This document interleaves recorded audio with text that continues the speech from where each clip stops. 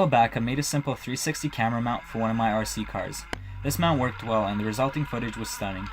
However, I wanted to take it to the next level and see if I could make one for my RC airplane. And so I did. I had two trials with this project, one of them which was a complete disaster, and the second one which worked fairly well. Trial number 2 was a trial when things worked out well. This was a moment where I've learned from my mistakes and did my best to fix them. This mount consists of almost the same parts as trial 1, but instead of using foamboard as the arm of the mount, I used a square aluminum dowel rod, which strengthened the mount in general. The mount looks like something like this with all the parts laid out. I've also mounted a servo with a weird control arm to prevent the mount from spinning. The main goal here was to keep the mount locked into place upon takeoff so that it wouldn't interfere with anything, and when it was in the air I would release the servo and allow it to spin freely. Another thing I did was change out the battery from a 2200 mAh LiPo, which I used originally, to a 1500 mAh to lighten up the load because of all the extra weight.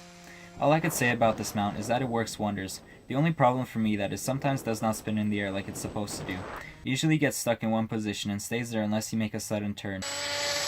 That is strange. In the beginning, I knew this mount was going to work in the air, so I never gave up on it, because I knew this mount would not affect any flight characteristics on the plane as long as the mount was balanced on each side. A roll.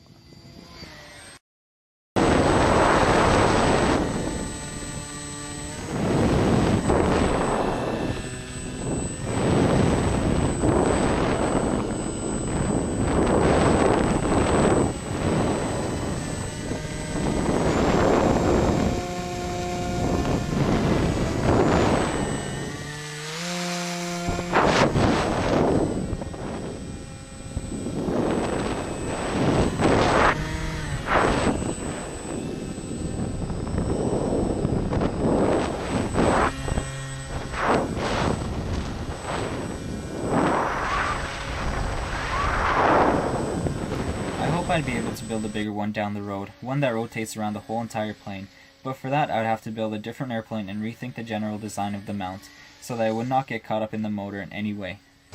I'll try getting some low shots.